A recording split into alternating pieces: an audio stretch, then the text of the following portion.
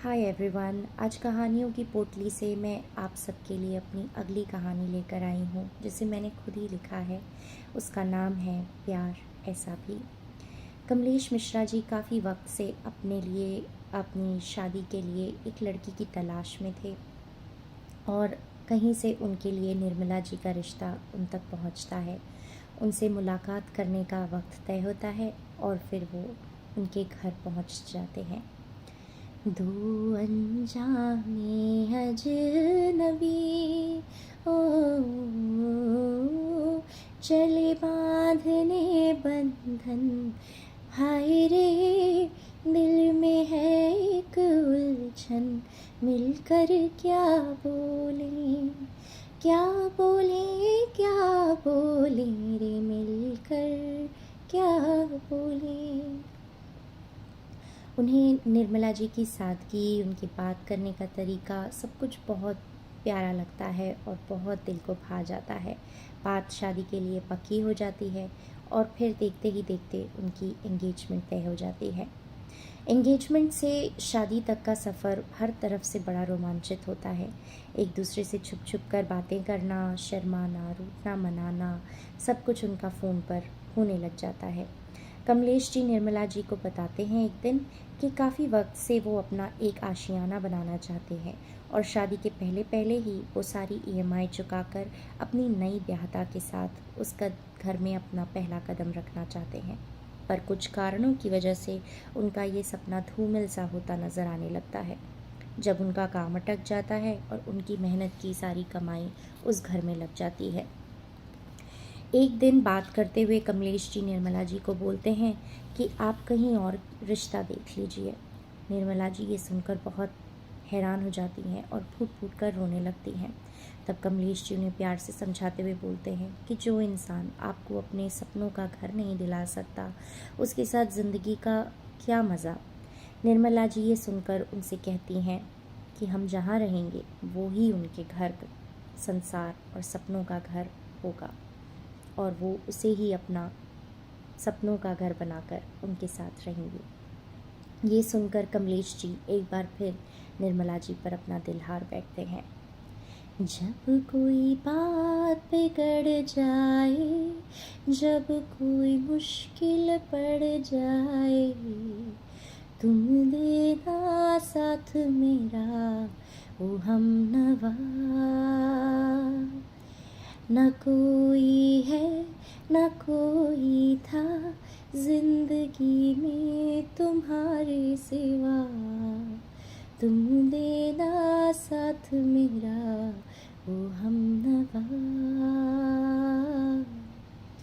तुम देना साथ मेरा ओ हमनवा। दूसरे दिन उनका अटका हुआ काम मानो खुद ब खुद चल पड़ता है और उनके घर का सपना अब सपना नहीं हकीकत बन जाता है।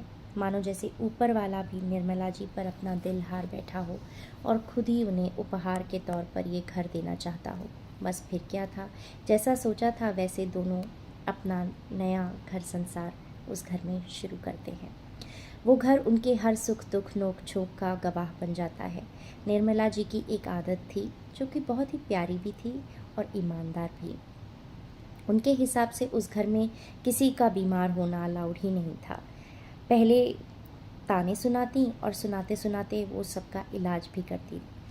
जैसे एक बार कमलेश जी को बहुत तेज़ सर्दी ज़ुकाम हुआ और उसके साथ ही तेज़ बुखार भी, तो बस फिर क्या था, तानों की झड़ी लग गई। और पियो ठंडा पानी और मेरी मत सुनो, बस अपने मन की ही करना। बोलते बोलते उन्होंने कमलेश जी के लिए काढ़ा बनाया और फिर उनके पास जाकर उनसे प्यार से बोली, क्या बहुत ज़्यादा तबीयत खराब हो गई है। कमलेश जी बस उन्हें देखकर मुस्कुरा दिए। इस तरह उनकी ज़िंदगी अच्छी खासी गुजरती रही। उनके 2 बच्चे भी हुए और उनकी अच्छी पढ़ाई लिखाई करवाकर वो सब अपनी अपनी ज़िंदगी में आगे भी बढ़ गए। घर के ठीक सामने एक पब्लिक गार्डन हुआ करता था जहाँ बहुत ऊंचे ऊंचे पेड़ हुआ करते थे।